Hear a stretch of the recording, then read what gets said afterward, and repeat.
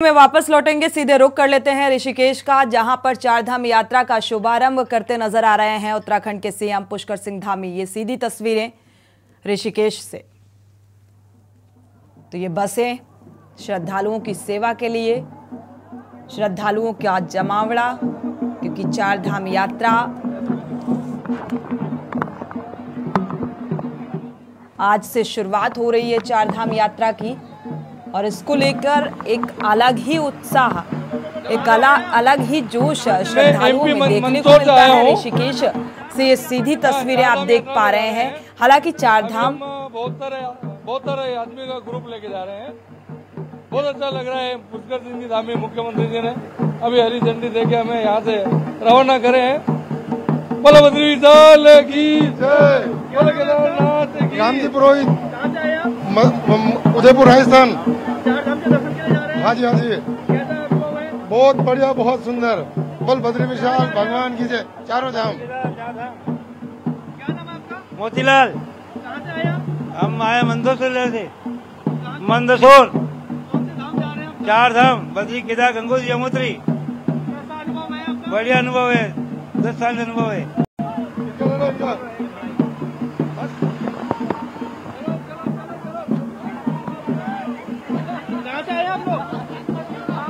हम यहीं से आए, ऋषिकेश से आए, ऋषिकेश से।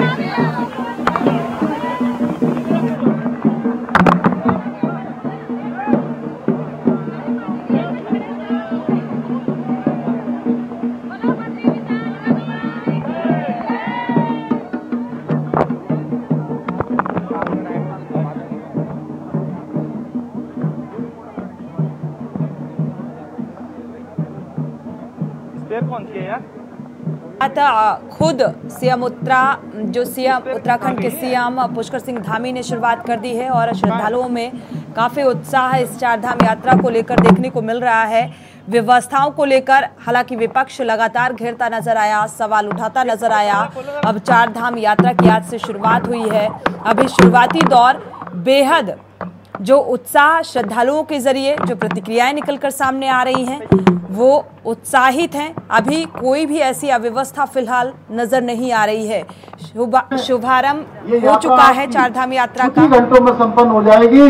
मैं आज मां गंगा के इस तट से आदरणीय प्रधानमंत्री जी का धन्यवाद करना चाहता हूं कि उन्होंने हेमकुंड साहब जाने के लिए रोपवे का शिलान्यास कर दिया है, और गौरीकुंड से केदारनाथ जाने वाले रोपवे का भी शिलान्यास हो गया। आने वाले सालों में गौरीकुंड से केदारनाथ भी रोपवे के माध्यम से जाया जा सकेगा।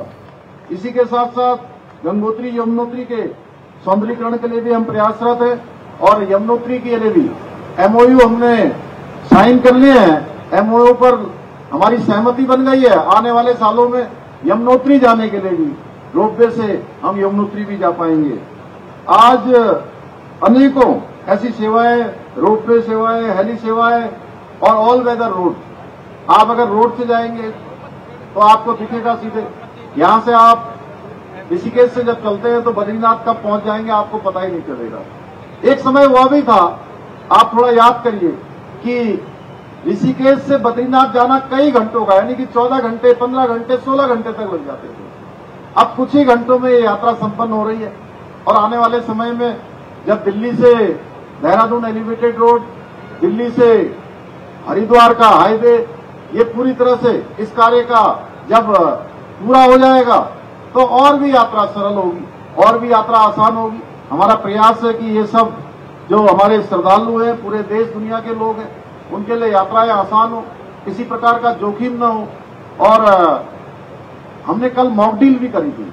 मॉक डील चूंकि वो इसलिए करी थी कि अगर कहीं पर किसी प्रकार की आपदा की स्थिति आए, कोई कठिन स्थिति पैदा हो, तो वहां पर हमारे सभी अधिकारीगण, सभी एक दूसरे से काम करने वाले विभाग, उनका आपस में समन्वय रहे, पूरी तैयारियों के साथ रहे। इस बार चारधाम यात्रा से जुड़े हुए सभी विभागों से हमने कहा है कि वो जितनी भी अपनी संपूर्ण तैयारियां हो सकती हैं, वो संपूर्ण तैयारियां करें।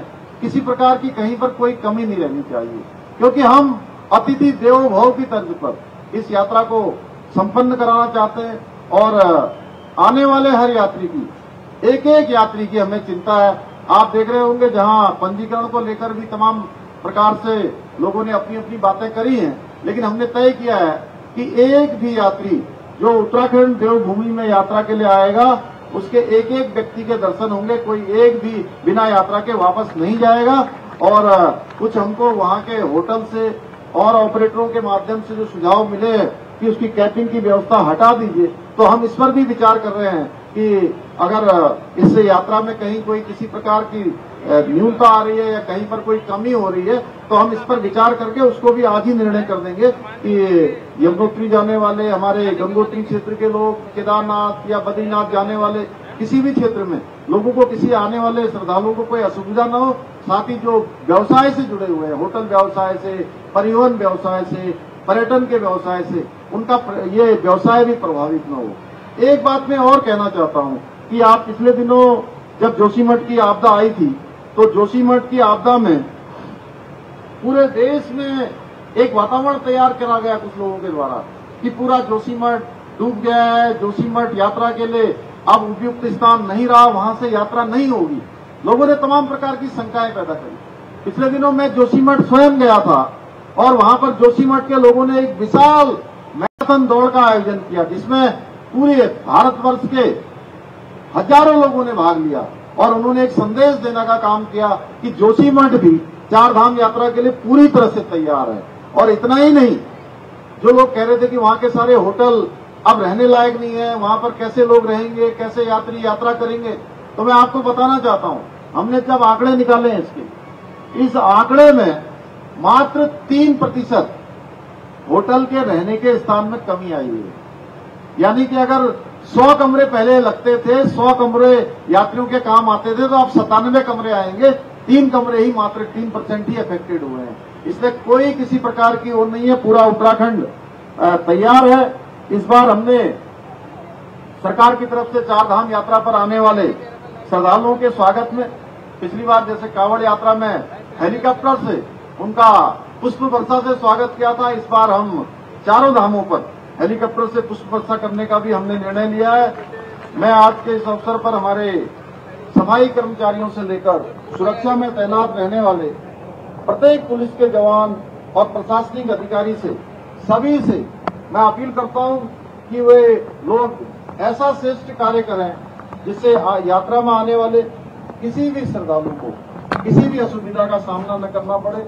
मुझे पूरा विश्वास है कि आप सभी के सहयोग से, भगवान के आशीर्वाद से हम इस बार की यात्रा को सुरक्षित संपन्न करवाएंगे, सबके लिए सुगम बनाएंगे, सबके लिए आसान बनाएंगे।